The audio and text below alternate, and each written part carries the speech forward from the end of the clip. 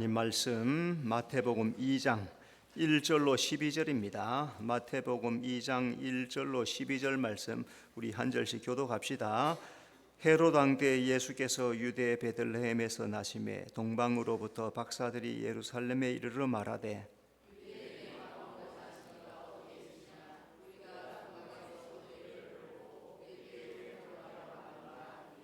헤롯 왕과 온 예루살렘이 듣고 소동한지라.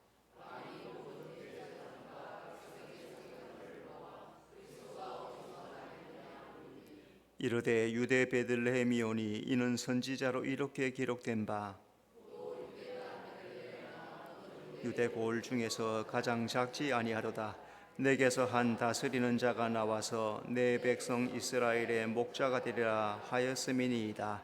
이에 헤롯이 가만히 박사들을 불러 별이 나타난 때를 자세히 묻고 베들레헴으로 보내며 이르되 가서 아기에게 대하여 자세히 알아보고 찾거든 내게도 고하여 가서 그에게 경배하게 하라. 박사들이 왕의 말을 듣고 갈새 동방에서 보던 그 별이 문득 앞서 인도하여 가다가 아기 있는 곳 위에 머물러 서 있는지라. 그들이 별을 보고 매우 크게 기뻐하더라. 집에 들어가 아기와 그의 어머니 마리아가 함께 있는 것을 보고 엎드려 아기께 경배하고 보배합을 열어 황금과 유향과 몰약을 예물로 드리니라. 그들은 꿈에 헤롯에게로 돌아가지 말라 지시함을 받아 다른 길로 고국에 돌아가니라. 아멘.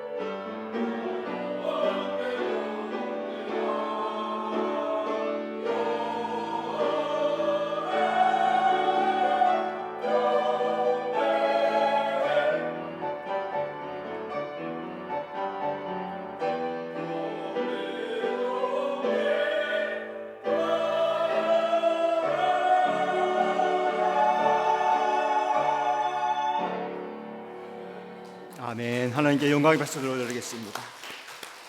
네, 서로 인사합시다. 잘 오셨습니다. 주님이 함께 하십니다. 자, 오늘 성탄 예배로 하나님 앞에 드립니다. 성탄절은 예수님의 생일날 그렇게 할 수 있죠. 그래서 사람들은 성탄절에 공휴일로 생각하기도 하고 또 예물을 교환하기도 하고 구제하는 날로 생각하기도 하지만은 은밀하게는 예수님의 오시는 날. 요즘은 이제 이런 말도 없어집니다. 메리 크리스마스 이런 말도 이제 안 씁니다. 예수님 탄생했습니다 이런 말도 안 씁니다. 뭘로 바꾸느냐? 해피 홀리데이, 행복한 공휴일. 예수님 지우기를 점점 힘쓰는 거예요. 메리 크리스마스란 말도 없어지고 예수님 탄생했던 말 전혀 쓰지 않습니다. 즐거운 공휴일, 노는 날 이런 것으로 다 바꿔버립니다. 자, 그런데 성탄의 중심의 근본 의미는 예수님의 나심을 기뻐하는 것, 예수님의 오심을 기뻐하는 것. 자, 오늘은 우리가 예수님 탄생일로 축하 예배드립니다. 예수님 언제 탄생했느냐 본 사람이 없으니 모르죠. 그죠? 2000년 전에 유대 베들레헴에서 나셨는데 베들레헴인지는 알겠는데 어디인지는 알지 못하고 또 언제인지는 알지 못하고, 그러나 추적하면 다 날짜가 나오죠. 자, 그러나 그것이 중요한 게 아니고 오늘이 무슨 날이냐 중요한 게 아니고 오늘 우리가 정하여서 이 날을 정하여서 예수님 오신 날로 축하하는 것, 거기에 의미를 두면 될 것 같습니다. 자, 우리 서로 다 함께 다시 한번 옆에 분들에게 메리 크리스마스, 예수님 탄생을 축하합시다. 네, 이날에 온전히 예수님 탄생, 예수님 오심을 축하하는 여러분 마음 되시기 바랍니다. 자, 성경은 예수님의 나심을 나심이라고만 하지 않고 오심이다. 예수님 오셨습니다. 그것은 하나님의 아들이 하늘 보좌의 영광을 버리고 이 땅에 오셨다, 그런 뜻입니다. 또 되심이다, 그렇습니다. 하나님이 친히 사람이 되셔서 육체를 입고 이 땅에 오셨기 때문입니다. 그래서 하나님이 친히 우리 가운데 오셔서 우리를 만나 주시는 것, 우리와 함께하기 위해서 오신 것, 되시는 것. 자, 이것이 바로 하나님의 영원한 사건 계시요. 이 말씀은 바로 하나님이 우리를 사랑하신다, 하나님이 예수님을 보내주신 것은 우리를 사랑하신다, 그런 근본 뜻이 이 속에 포함이 되어 있습니다. 죄인은 의인을 달가워하지 않습니다. 이 원리가 하나님께도 적용이 됩니다. 죄인을 만나고 구원하려면 어떻게 됩니까? 하나님이 죄인의 위치로 내려가야 되는 거죠. 의로운 자가 구원해낼 수 없어서 죄인의 위치로 내려가셔서 구원해내는 것, 그것을 바로 성경은 성육신이다, 그렇게 말씀합니다. 예수님 육체를 입고 이 땅에 오십니다. 사람의 모습, 죄인의 모습, 고난당하는 자의 모습으로 오셔서 우리를 사랑하십니다. 그 사건 자체가 바로 하나님의 사랑이요 구원이요 생명이다. 이 성탄절에 이 하나님의 사랑을 깊이 경험하고 하나님께서 우리를 구원하기 위해서 예수님 생명을 대신 주기 위해서 오신 그 놀라운 은혜를 마음속 깊이 품고 살아가는 여러분의 삶이 되시기를 바랍니다. 성탄절 사건은 우리에게 보여주는 것이 무엇일까? 먼저 동방박사들이 그의 별을 보고 왔습니다. 자, 우리 1절을 다 같이 읽어봅시다. 헤롯 왕 때 예수께서 유대 베들레헴에서 나심에 동방으로부터 박사들이 예루살렘에 이르러 말하되, 동방으로부터 박사들이 예루살렘에 이르렀다. 자, 왜 갑자기 동방박사들인가?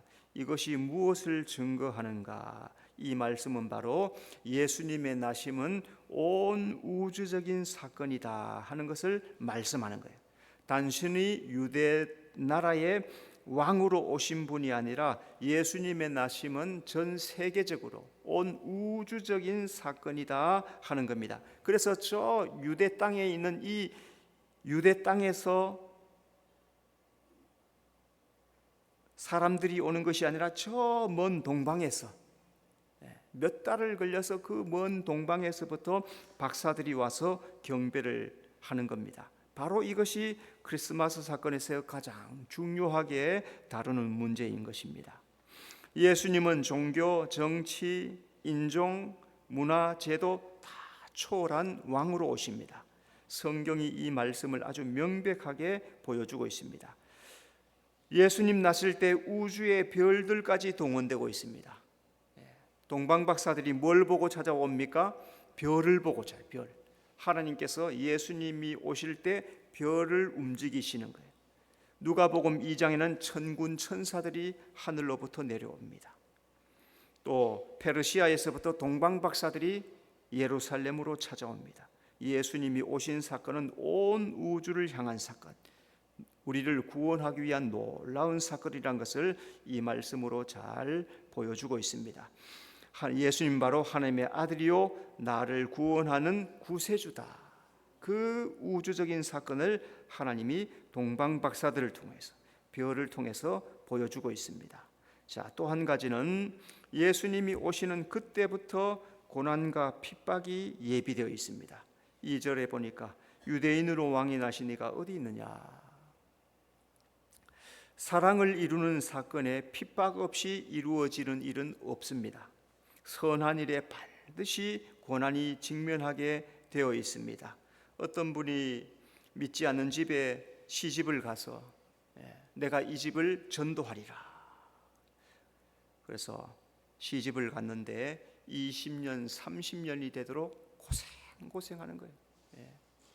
그 집안이 예수 믿기는 너무너무 어려운 겁니다. 갖은 핍박, 갖은 괴로움, 밤새 눈물 흘리며 교회 가는 것이 어렵고 그런 많은 시간, 많은 고난을 통과하면서 한 사람 한 사람 구원해내는 것. 그 선한 일, 그 복음 증거하는 일, 귀중한 일인데 수많은 고난이 따른다는 거죠. 선한 일, 아름다운 일은 환영과 칭찬을 받아야 마땅함에도 불구하고 실제로는 그렇지가 않습니다. 구원의 엄청난 의미를 가지고 예수님 이 땅에 오시지만은 이 땅에서는 핍박이 준비되어 있습니다. 아기 예수님이 나시자마자 죽이려는 사람들이 기다리고 있습니다. 자, 누가 죽이려고 했습니까? 첫째, 헤롯 왕이 예수님을 죽이려고 합니다. 7절, 이에 헤롯이 가만히 박사들을 불러 별이 나타난 때를 자세히 묻고. 자, 별이 언제 나타났느냐? 페르시아에서부터 예루살렘까지 낙타를 타고 오려면 수십일이 걸립니다. 수십일, 몇 개월을 걸쳐서 와야 되는 거죠. 왜? 낮에 별이 보여요, 안 보여요? 낮에는 별이 안 보여요. 밤이 되어야만 별이 보여요. 그러니까 이 사람들은 언제 움직이는 겁니까? 밤에만 움직입니다. 해가 져야 별을 보고 쫓아가다. 해가 뜨면 어떻게 돼요? 쉬어. 별이 어디인지를 알 수 없으니까 거기서 머무는 거예요. 여러 달을 걸려서 같이 오는 거죠. 자, 그래서 겨우겨우 예루살렘에 도착했습니다. 예루살렘에 도착해서 왕이 나셨다 하니까 어디로 찾아갑니까? 동방 박사들이 헤롯에게 찾아가 가지고 하는 말이 왕이 났다 하니까 왕에게 찾아가 가지고 왕으로 나신 이가 어디 있습니까? 헤롯에게 그 말하니까 헤롯이 기가 막힌 일이죠. 뒤로 자빠지는 거예요. 내가 왕인데 누가 왕이야 또? 내가 왕인데 누가 또 왕으로 났어? 자기의 보좌가 흔들린다고 생각하는 거예요. 헤롯은 왕위를 내놓고 싶지 않습니다.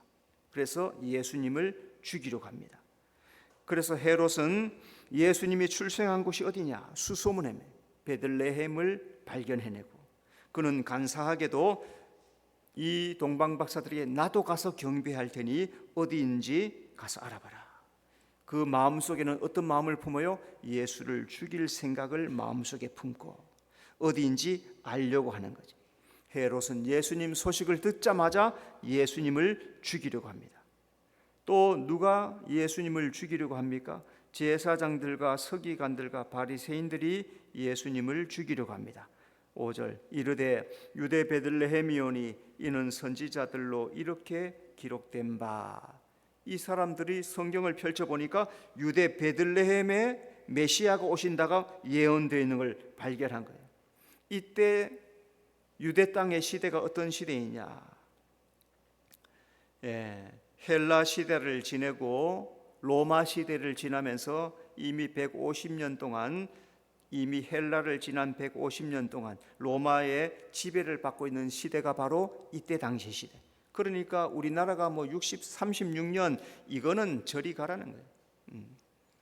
이 유대인들은 이미 바벨론 포로에서 사로잡혀가 가지고 600년 전에, BC 600년 전에 사로잡혀가 가지고 70년 종살이 하다가 풀려와 가지고 했지만은 헬라가 와서 지배하고 다시 로마가 지배하고 이미 150년을 로마 지배 아래 있던 이런 사람들, 그 속에서 선지자가 끊어졌어요. 말라기 선지자 이후에 말씀이 없어요. 말씀이 없어요. 하나님의 말씀을 듣지 못해서 영적으로 기갈이 걸려있는 그런 상황. 그때 예수님이 오신다는 소식을 들었으면 기가 번쩍 들려서 예수님 앞에 찾아 나가야 되지 않습니까? 그런데 이 사람들도 자기들의 세속적인 욕망, 신분, 지위를 내려놓고 싶지 않은 거예요. 그래서 이 사람들이 도리어 예수님을 박해하고 십자가에 못 박습니다. 이게 바로 성경의 여러 가지로 나타나는데 그 중심이 뭐냐? 그 중심은 시기와 질투예요. 시기하는 마음, 질투하는 마음. 시기 질투는 에덴 동산에서부터 시작되었어요. 인간의 범죄의 뿌리가 되는 거예요. 시기 질투. 가인이 아벨과 함께 하나님 앞에 제사 드렸는데 하나님이 아벨의 제사는 받고 가인의 제사는 받지 않는 거예요. 그러니까 가인이 시기 질투가 생깁니다. 그래서 하나님 앞에 자기 자신을 보지 못하고 제사 제대로 드린 아벨이 미워지는 거예요. 내가 저거 죽여버려야 되겠다. 며칠 있다가 들판으로 나가서 돌로 쳐 죽이는 거예요. 돌로 쳐 동생을 돌로 쳐 죽인다. 이거는 시기와 질투, 미움이 아니면 이런 일이 있을 수 없죠. 동생에 대한 시기심, 미움, 미우니까 죽이는 거예요. 우리 마음속에 시기, 질투가 있으면 살 수가 없죠. 그러니까 오늘 우리 속에서 있는 시기와 질투를 빼버려야 평안을 누릴 수가 있다. 자, 이런 시기, 질투는 언제 없어질 수 있냐? 예수님을 영접할 때 예수님 십자가에 나의 혼을 십자가에 못 박을 때 시기 질투가 떠나가고 그리고 평강이 시작되는 거예요. 여러분, 이 예수님을 마음으로 영접하여서 내 속에 있는 미움, 시기 질투를 던져버리는 여러분 되시기를 바랍니다. 예수님의 나심은 온 예루살렘이 소동합니다. 3절, 헤롯 왕과 온 예루살렘이 듣고 소동한지라. 유대의 왕이 나셨다는 소식, 이 소식을 듣고 나서 온 예루살렘이 소동, 난리가 났습니다.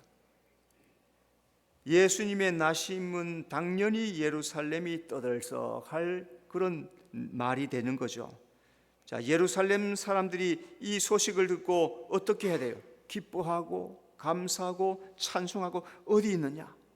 메시아로 나신 분이 어디 있느냐 하고 찾아가서 경배해야 되죠.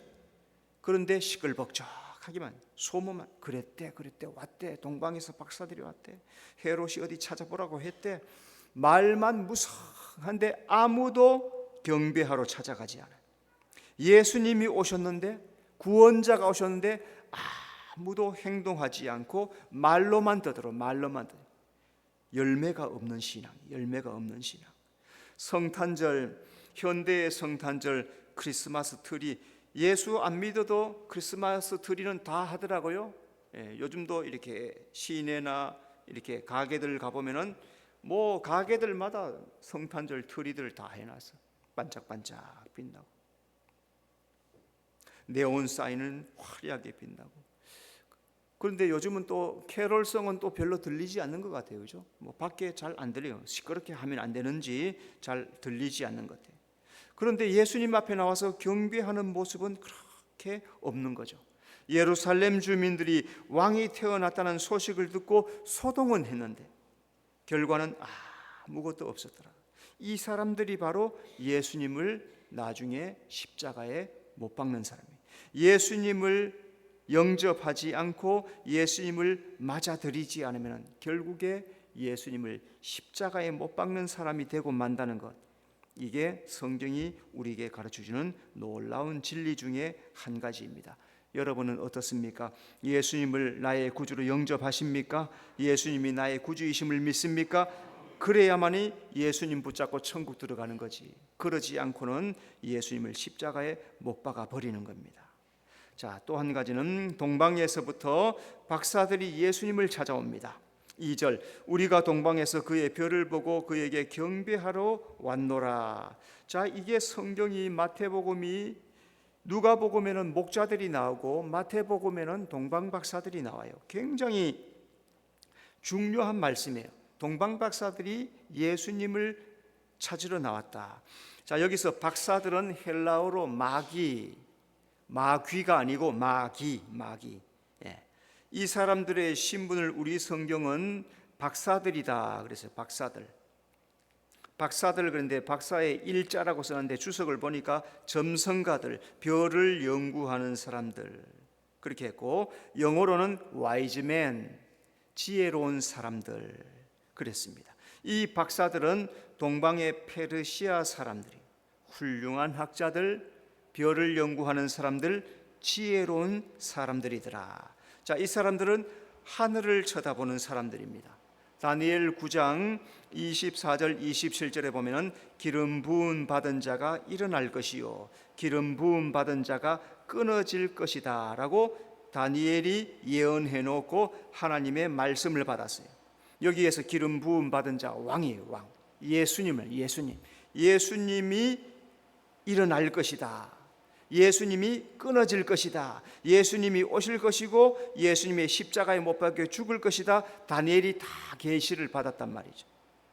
이 동방박사들은 하늘의 별을 연구하다가 하나님의 계시를 받습니다. 다니엘 12장 3절, 지혜 있는 자는 궁창의 별과 같이 빛날 것이요 많은 사람을 옳은 대로 돌아오게 한 자는 별과 같이 영원토록 빛나리라. 다니엘은 별에 대해서 기록을 해놓습니다. 별에 대해서. 왜 다니엘이 이 별에 대해서 기록을 해놓습니까? 그 별이 바로 메시아, 예수님을 의미하기 때문에 너희들은 별을 연구해라 라고 500년 전에 페르시아에서 후계자들에게 전달해 놓았다는 거예요. 이 동방박사들은 다니엘의 예언을 전수받은 자래요. 그러면 이 사람들이 다니엘 시대 사람이냐? 아니에요. 500년이라고 하는 먼 시간이 있어. 500년 동안 이 제자들을 이어서 메시아 때를 연구하고 별을 관측하고 때가 되어서 언제 오실까? 500년을 기다리는 사람들. 그 중에 그 세 사람이 별을 발견한 사람. 메시아의 별을 발견한 그들은 메시아에 오셨다는 소식을 깨닫고 예루살렘으로 찾아옵니다. 자, 오늘 우리가 베들레헴의 동방박사 찾아왔는데 몇 사람이 찾아왔어요? 세 사람인 줄로 생각하지만은 2000년 전에 그 동방박사들은 지위가 높은 사람들입니다. 박사들이고 와이즈맨들이고 지위가 높은 사람들이에요. 자기 혼자 길을 가지 않습니다. 또 왜 자기 혼자 길을 가지 않습니까? 가다가 위험한 일을, 강도들을 만날 수 있고 위험한 일을 만날 수 있고 하기 때문에 이 사람들이 모여서 70명 이상이 모여요. 그 먼 길을 가려면은 음식도 있어야 될 거 아니에요. 그죠?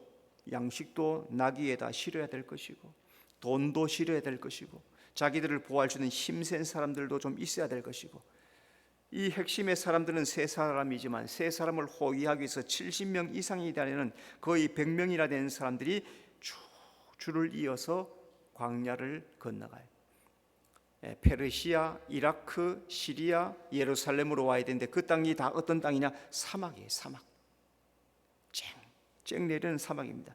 물도 있어야 되고 양식도 있어야 되고 낙타가 아니면 갈 수가 없는 이 광야를 건너는 힘든 일들, 수많은 난관들을 거치면서 한두 사람이 아닌 수많은 사람들이 예루살렘까지 찾아오는 겁니다.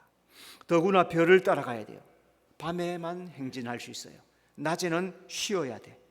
해가 지도록 기다려야 돼. 그 별이 나타나도록 또 기다려야 돼. 그렇게 오랜 시간을 별을 따라서 유대 땅에 이르게 되는 겁니다. 그런데 그들이 중도에 왜 예루살렘에 들입니까? 별은 아직 그 자리에 있는데 왜 예루살렘에 들립니까? 이 사람들은 예루살렘이 유대의 수도이고 여기에 왕이 사는 곳이니까 당연히 왕이니까 예루살렘에서 났을 것이다. 이게 또한 하나님의 계획이란 거예요. 온 세상에 메시아의 출생을 알리기 위한 하나님의 계획이란 거죠. 하나님께서 동방박사를 통해서 예수님 오심을 증거해 주시고, 오늘 우리 예수 믿는 우리 성도들은 우리를 통해 하나님께서 우리를 통해서 예수의 오심, 예수의 나심을 증거하게 하신다는 사실 여러분 잘 기억하여서 예수님 증거하고 살아가는 여러분의 삶이 되시기를 바랍니다. 자, 또 동방박사들은 아기 예수님께 경배하고 준비한 예물을 드립니다. 우리 11절 다 같이 읽읍시다. 집에 들어가 아기와 그의 어머니 마리아가 함께 있는 것을 보고 엎드려 아기께 경배하고 보배합을 열어 황금과 유향과 몰약을 예물로 드리니라. 자, 동방박사들이 세 가지를 예물로 드는데 우리 아동부 동방박사가 예수님께 예물로 드린 세 가지가 뭘까요? 성경이 있어야 되는데 성경을 안 갖고 있나 봐요. 황금, 또 몰약, 또 유황이 아니고 유향. 유황은 성약 만드는 거고 유향. 그래도 잘했어요. 엄마한테 밥 맛있는 거 해달라 그래. 자, 동방박사들이 예수님께 황금을 예물로 드립니다. 황금은 왕에게 드리는 예물이에요. 옛날에 왕궁 전부로 금으로 입혔죠, 그죠? 지금도 모스크바 같은 데 가면은 왕궁은 금으로 번쩍번쩍합니다. 야, 기가 막히게. 상트페테르부르크 이런 데나 모스크바나 가보면 그 왕궁들을 그냥 금칠을 해, 금칠. 그 많은 금들, 로마, 파리 왕궁들의 전부 다 금으로 만드는 거죠. 동방박사들이 황금을로 예물을 드린 것은 예수님이 왕이십니다, 그런 뜻이에요. 요한복음 18장 37절에 빌라도가 예수님을 신문하면서 네가 왕이냐? 그때 예수님께서 분명하게 내가 왕이니라. 여러분, 내 삶의 왕이 누구십니까? 나의 왕은 누구입니까? 예수님이 나의 왕으로 되는 그런 삶을 살아가는 성도가 되어야 될 줄로 믿습니다. 동방박사들은 예수님께 유향을 예물로 드립니다. 유향은 제사 드릴 때 쓰는 재료인데 제사장이 바치는 거예요. 이거는 바로 예수님이 영원한 제사장입니다. 예수님은 우리의 죄를 대속하는 제사장입니다, 그런 뜻이죠. 예수님이 속죄 제물 되심으로 하나님께 드리는 향기로운 향이 된. 그래서 레위기에 보면은 번제를 드릴 때 온전히 태워서 드렸더라. 그럴 때 그 냄새를 향기로운 향이라라고 그렇게 표현합니다. 유향은 향기로운 냄새가 나요. 그러니까 오늘 이 말씀은 우리가 왕 같은 제사장으로 영과 진리로 예배를 드리라는 거예요. 영과 진리로, 제사장이 드리는 게 예배죠. 제사장은 영과 진리로 예배 드릴 때 그 예배가 유향이 되어서 향기로운 향기로 하나님 앞에 올라가게 될 줄로 믿습니다. 동방박사들은 예수님께 몰약을 예물로 드립니다. 몰약은 산 사람에게는 필요가 없어요. 이거는 죽은 사람 시체에 바르는 겁니다.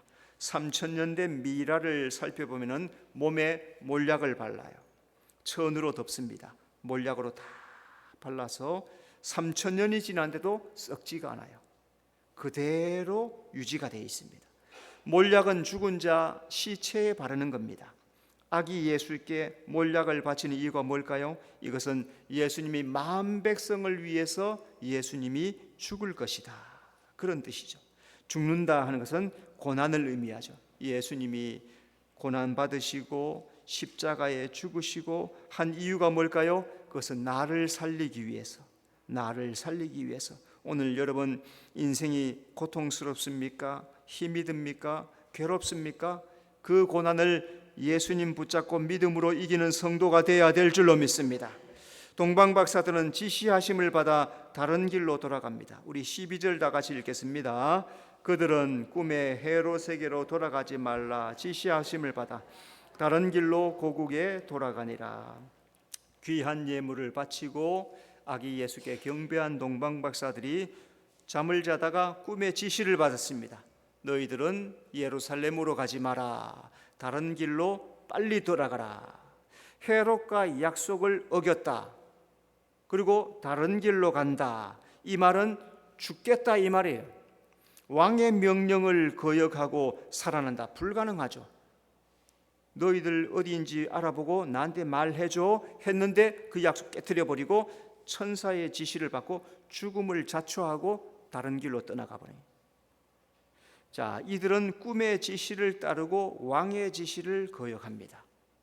당시 베들레헴에는 12번에 걸친 학살이 있었대요. 12번. 그리고 헤롯이 언제, 아까 읽어줘요. 헤롯이 언제, 7절에 보니까 별이 나타난 때를 자세히 물었죠. 자세히. 언제냐? 자세히 물었어요. 자세히 물으니까 이 동방박사들은 이미 몇 달 전이란 말이죠. 그죠? 별을 페르시아에서부터 발견해서 유대까지 오려면 2-3달 이상 걸려서 와야 되는데 벌써 몇 달 전에 그때, 그러니까 자세한 그때부터 지금까지, 그리고 이 동방박사들이 떠난 그때까지 있는 아이들 다 죽여버리는 거예요. 그리고 12번이나 더 학살을 했다는 거죠. 자, 그러나 동방박사들과 아기 예수님은 주의 사자의 지시를 받아서 위기에서 벗어난 거죠. 오늘 우리 삶 속에 어려운 일들이 다가와도 말씀 붙잡고 믿음으로 살아가면 하나님께서 피할 길을 허락해 주실 줄로 믿습니다. 성탄절 사건, 이것이 바로 하나님의 사건이에요. 예수 믿고 받아들이는 자에게 엄청난 우주적 구원의 사건을 우리가 우리 자신에게 접목시킬 수 있는 겁니다. 우리가 이제 해야 할 일이 뭘까요? 그 메시아로 오신 예수님 앞에 찾아 나와서 경배하는 거예요. 오늘 이렇게 예배하는 우리의 삶이 하나님 앞에 경배하는 귀한 시간인 줄로 믿습니다. 동방박사들 귀한 예물 드리면서 신앙을 고백하며 경배드립니다. 경배한다는 뜻은 발에 입을 맞춘다. 자, 지금 마음속으로, 생각 속으로 예수님 발에 입을 맞추십시오. 주님 경배합니다. 나의 구원의 주님, 주님의 발에 입을 맞춥니다. 입을 맞춘다. 그게 경배. 입을 맞추기 위해서는 어떻게 해야 돼요? 머리를 숙이고 허리를 숙이고 무릎을 꿇어야 되는 거예요. 내 무릎을 꿇어야 주님 앞에 경배할 수 있고, 내 허리를 숙여야, 내 머리를 땅에 대어야 예수님 발에 경배할 수 있어요. 내가 높아지고 내가 잘나고 내가 좋은 것 하려고 하면은 경배가 이루어지지 않아요. 구원자 예수께 완전히 항복하고 충성하겠습니다. 주님 발에 입을 맞춥니다. 주님을 높여드립니다. 이게 바로 경배라는 거예요. 여러분, 예배할 때 주님 앞에 항복합니다. 주님께만 나의 충성을 맹세하겠습니다. 주님만 높입니다. 이런 마음으로 예배하는 성도가 되시기를 바랍니다. 그래서 주님 앞에 헌신하고 생명을 바쳐서 예배하고 최고의 사랑, 최고의 경외로 주님 앞에 예배하는 신앙.